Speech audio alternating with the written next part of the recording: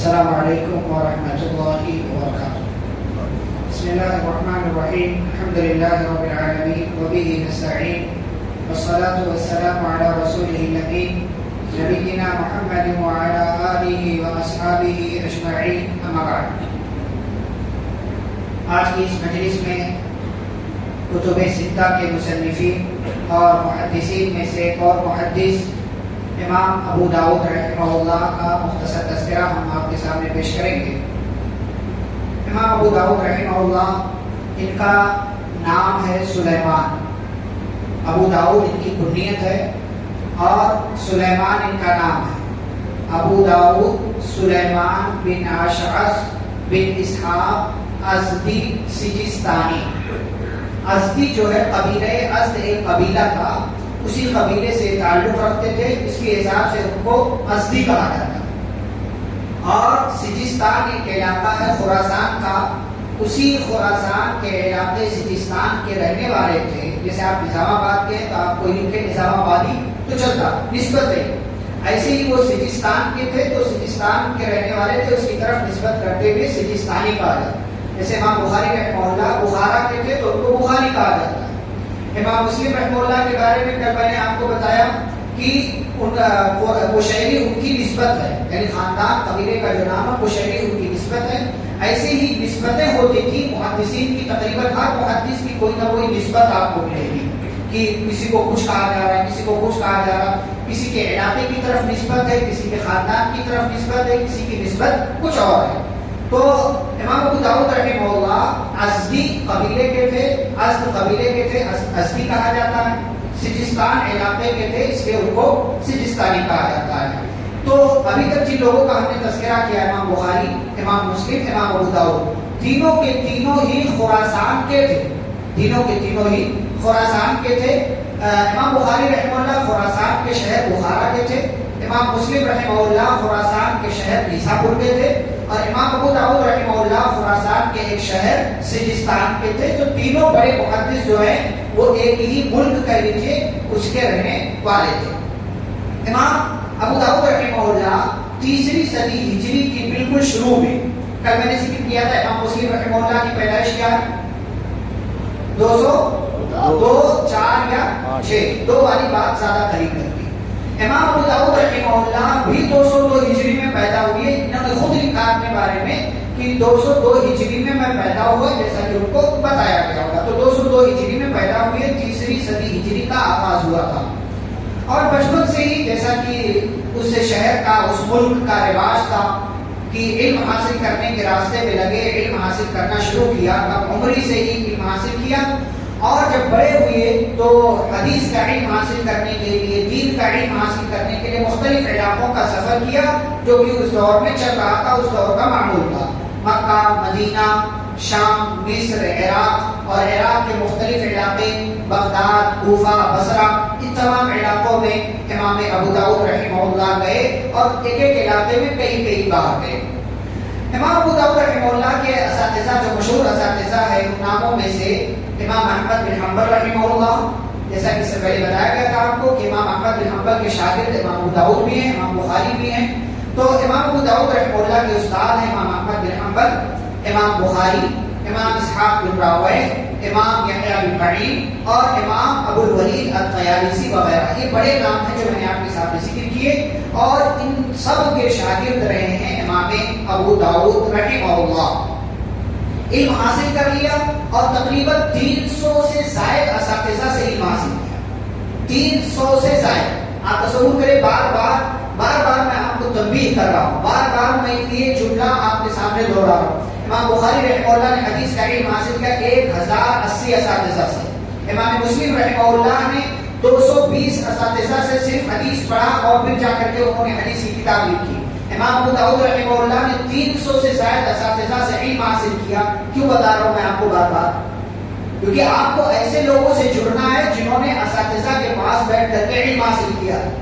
ہر اہل گہرے کو آپ سننے لگ جائیں جو بولنے لگے تو وہ خود بھی گمراہ ہوگا، آپ کو بھی گمراہ کرے گا، آپ کے لیے گمراہی کا دروازہ کھولے گا. وہ کتنا ہی اچھا کیوں نہ بولتا ہو، لیکن اس کا علم گہرا نہیں ہوگا، اس کی معلومات گہری نہیں ہوگی. کیوں؟ اس لیے کہ وہ اساتذہ کے پاس نہیں بیٹھا. اس نے محنتیں مشقت ورنہ کیا ضرورت تھی سب کو بھائی کتاب منگوا لیتے, کسی کی کتاب لکھ لیتے, کاپی کر لیتے اور پھر اس کے بعد بولنا اور پڑھانا شروع کر دیتے. کیوں یہ لوگ سفر کر کے گئے؟ کیوں ان لوگوں نے مشقتیں برداشت کی؟ اونٹ کا گھوڑوں کا سفر کر کے ایک علاقے سے دوسرے علاقے میں, وہاں سے تیسرے علاقے میں اپنے گھر کو ہمیشہ تقریباً زندگی کا اکثر حصہ چھوڑ کر کے رکھا. کیوں رکھا؟ اپنا علاقہ چھوڑ کر کے کسی اور علاقے میں جا کر کیا بات؟ صرف علم حاصل کرنے کے, اور تاکہ علم حاصل کر لیں تو اللہ رب العالمین کے بندوں کو, اس امت کے افراد کو فائدہ پہنچائے. کہ ہر کوئی نہیں نکل سکتا اور ہر کسی کے دماغ میں یہ شوق بھی نہیں آتا کہ وہ جا کر کے علم حاصل کرے. تو اس لیے بار بار یہ چیز آپ کو بتائی جا رہی ہے کہ علماء سے جڑ کر کے رہے, جنہوں نے دوسرے لوگوں سے جا کر کے علم حاصل کیا ان سے جڑے. یہ نہیں کہ کسی نے کتاب پڑھ لیا ہو تو آپ اس سے علم حاصل کریں, کوئی بولنے لگ جائے محض جانکاری کی وجہ سے تو آپ اس سے علم حاصل کریں, یہ غلط بات ہے. اپنے آپ کو بچائیں اس سے. اگر کوئی ایسا بولنے والا بندہ ہے تو وہ بے وقوفی کر رہا ہے, اور اس سے بڑا بے وقوف ہے وہ ہے جو اس کو سن رہا ہے. اس سے بڑا بے وقوف ہوا ہے جو جانتے پوچھتے ہوئے اس کو سن رہا ہے. اس لیے ہوشیار رہیں آپ ایسے لوگوں سے, ہمیشہ اپنے آپ کو بچا کر کے رکھیں. تو جب امام ابو داؤد رحمہ اللہ نے علم حاصل کر لیا, پختہ ہو گئے, مضبوط ہو گئے, تو پھر درس دینا شروع کیا امام ابو داؤد رحمہ اللہ نے. اور درس دینا جب شروع کیا, پڑھانا شروع کیا, تو ان کے تلامذہ میں شاگرد جو ہوتے, کئی ایک بڑے بڑے شاگرد رہے ہیں. خود جو کتب ستہ یعنی جو 6 مشہور حدیث کی کتابیں ہیں ان میں امام ترمذی رحمہ اللہ ان کے شاگرد ہیں, امام نسائی رحمہ اللہ ان کے شاگرد ہیں, اور ان کے اپنے استاد امام احمد بن حنبل رحمہ اللہ نے ان سے بعض حدیثیں روایت کی ہیں. آپ سوچیں امام احمد بن حنبل رحمہ اتنے بڑے عالم دین, اتنے بڑے محدث, اور جب امام احمد بن حنبل رحمہ اللہ کا انتقال ہوا 241 ہجری میں, 241 ہجری میں, اس وقت ان کی عمر کتنی تھی امام ابو داؤد کی؟ 39, صرف 39 عمر تھی. اور امام احمد کا مقام بہت اونچا ہو چکا تھا. امام ابو داؤد صرف 39 کے اور ابھی کچھ دنوں سے پڑھانا شروع کیا, لیکن علم اتنا گہرا تھا, معلومات اتنی گہری تھی کہ خود ان کے اپنے استاد امام احمد بن حنبل رحمہ اللہ نے ان سے بعض حدیثیں روایت کی. یعنی ان کے شاگرد بھی ہیں اور استاد بھی ہیں. امام احمد بن حنبل رحمہ اللہ امام ابو داؤد کے شاگرد بھی ہیں, استاد بھی. استاد پہلے ہیں, شاگرد بعد میں. ایسے امام بخاری رحمہ اللہ کے بھی امام احمد بن حنبل رحمہ اللہ استاد بھی ہیں اور شاگرد بھی ہیں. تو یہ علم کی پختگی کی دلیل ہے کہ وقت کا ایک بڑا عالم. اور اس میں دوسری بات, آپ کے پاس علم کتنا ہی کیوں نہ ہو, لیکن اگر کہیں سے بھی آپ کو علم مل رہا, کوئی بتا رہا, تو آپ کو سننا چاہیے, آپ کو اس کا شاگرد بننا چاہیے. جیسے میرے پاس جو کچھ بھی علم ہے اللہ کا فضل ہے, لیکن اب اس کا مطلب یہ نہیں کہ میں بیٹھ جاؤں کسی کے پاس نہ جاؤں. علماء کے پاس میں جاؤں گا, مجھ سے زیادہ تجربے کار علم والے بڑے علماء موجود ہیں. بلکہ ہمیشہ اسی علماء کہتے ہیں, کتابوں میں بات درج ہے کہ انسان کبھی بھی عالم نہیں ہوتا, ہمیشہ طالب علم ہوتا ہے. اس کو ہمیشہ طالب علم رہنا چاہیے, اس لیے کہ جب وہ سیکھنے کے مرحلے میں ہوگا تو مزید سیکھے گا. لیکن جہاں اس کا یہ دعویٰ ہو گیا میں سیکھ چکا, اب خالی سکھاؤں گا, تو پھر اس کے بعد جو ہے اس کی پستی اور اس کی ذلت کے دور کا آغاز ہو جاتا ہے. تو امام ابو داؤد رحمہ اللہ کے کچھ اساتذہ جن کا میں نے تذکرہ کیا. حفظ حدیث کے باب میں یا حدیث کے میدان میں امام ابو داؤد رحمہ اللہ کا کتنا بڑا مقام ہے. امام ابو حاتم الرازی رحمہ اللہ ایک بہت بڑے جرح و تعدیل کے امام ہیں. کہتے ہیں کہ امام ابو داؤد رحمہ اللہ دنیا کے اماموں میں سے, یعنی حدیث کے میدان کے جتنے بڑے بڑے امام رہے ہیں ان میں سے ایک بڑا نام امام ابو داؤد رحمہ اللہ کا ہے.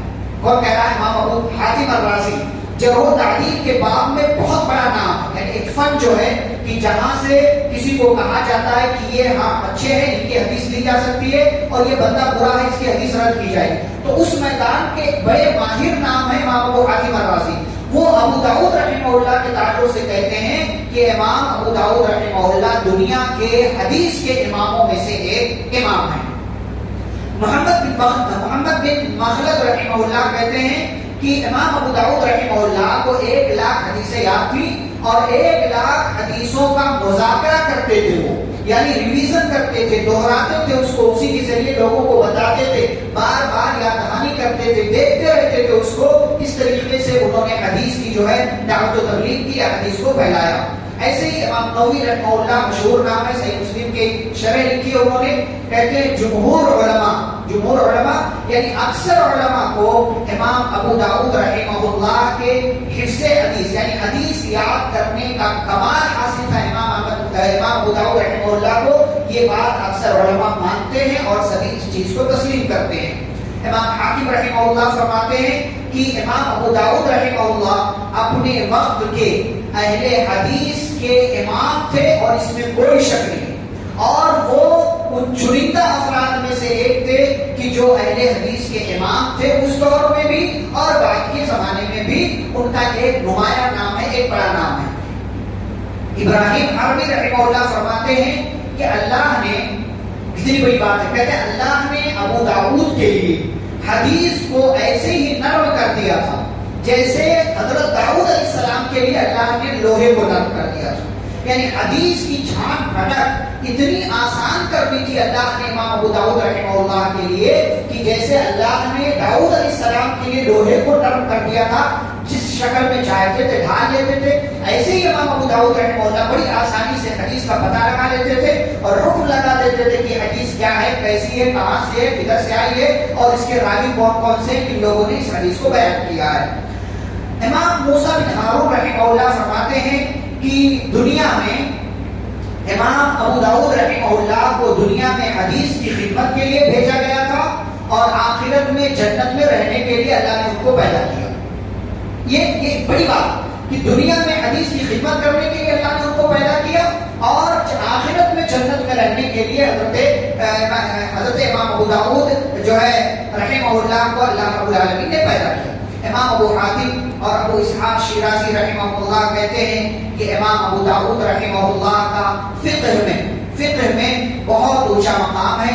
امام ابو داؤد رحمہ اللہ جہاں محدث تھے وہیں بہت بڑے فقیہ بھی تھے, بہت بڑے فقیہ بھی تھے اور اپنے زمانے کے علماء میں فقہ کے باب میں ان کا ایک نمایاں نام ہے. اسی لیے ان کی جو کتاب ہے وہ کتاب کون سی ہے؟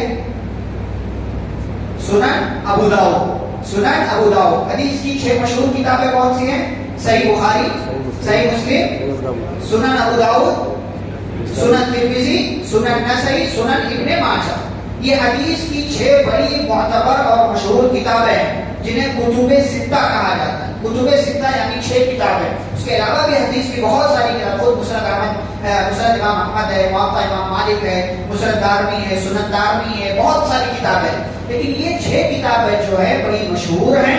انہی میں امام ابو داؤد رحمہ اللہ کی کتاب ہے سنن ابو داؤد. اس کتاب میں انہوں نے بہت ساری حدیثیں جمع کی ہیں لیکن اس میں صحیح اور ضعیف کی تمیز انہوں نے نہیں کی ہے. ہر طرح کی حدیثیں موجود ہیں سنن ابو داؤد میں, لیکن ایک اہم بات, ایک خصوصیت, بہت ساری خصوصیات علماء نے لکھی ہیں لیکن ایک اہم خصوصیت جو اس کتاب کی ہے وہ یہ کہ فقہ کے باب میں, یعنی فلاں حدیث سے کیا مسئلہ سمجھ میں آیا, اس مسئلے کو سمجھانے کے لیے وہ حدیث لے کر کے آتے ہیں.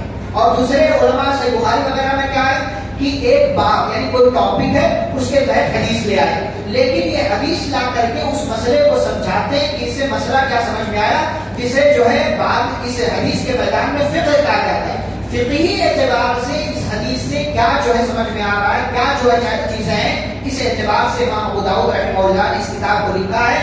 اور ان کی فقاہت اور ان کے فقیہ ہونے کو ان کے دور کے علماء نے تسلیم کیا ہے اور ان کے دور کے علماء یہ مانتے ہیں کہ امام ابو داؤد رحمہ اللہ فقیہ تھے. اسی لیے ابو حاتم اور ابو اسحاق شیرازی رحمہ اللہ کہتے ہیں کہ امام ابو داؤد رحمہ اللہ کا فقہ میں بہت اونچا مقام تھا. سنن ابو داؤد اسی اعتبار سے انہوں نے لکھی بہت بڑی اور جامع کتاب حدیث کی کہ جس میں انہوں نے پیارے نبی صلی اللہ علیہ وسلم کے احادیث کو جمع کیا ہے. اور اب اس کی جو ہے تصحیح ساری کتابیں آ چکی ہیں, دیگر علماء نے شرح کر دیا ہے. صحیح ابو داؤد اور ضعیف ابو داؤد, یعنی ابو داؤد میں جو صحیح حدیثیں ہیں وہ الگ کر دی گئی ہیں اور جو ضعیف حدیثیں ہیں ان کو بھی الگ کر دیا گیا ہے. یہ ایک نام تھے امام ابو داؤد رحمہ اللہ. ان کی وفات جمعہ کے دن 16 شوال 275 ہجری کو ہوئی. 275 ہجری کو ہوئی. اس اعتبار سے 73 یعنی 73 سال کی انہوں نے عمر پائی اور پوری زندگی حدیث کی خدمت میں, دین کی خدمت میں, لوگوں تک علم پہنچانے میں, پیارے نبی صلی اللہ علیہ وسلم کی سنتوں کا تعارف کرانے میں اور لوگوں کو اللہ کے دین کی طرف لانے کے لیے پوری زندگی لگا دی. کوشش کرتے رہے اور اللہ رب العالمین کی طرف لوگوں کو بلاتے رہے. انتقال ہوا. اب ہماری ذمہ داری ہے کہ ان کی لکھی گئی کتابوں سے ہم فائدہ اٹھائیں اور ان کے حق میں دعائے خیر کریں. اللہ رب العزت سے دعا ہے اللہ ہم سبھی کو ان علماء کی کوششوں کی قدر کرنے اور ان محدثین کی جو چھوڑا گیا جو ورثہ ہے جو کتابیں ہیں ان سے فائدہ اٹھانے اور پیارے نبی صلی اللہ علیہ وسلم کی سنتوں پر عمل کرنے کی توفیق عطا فرمائے. آمین. وصلی اللہ علی النبی الکریم. سبحانک اللہم وبحمدک اشہد ان لا الہ الا انت استغفرک واتوب الیک. السلام علیکم ورحمۃ اللہ وبرکاتہ.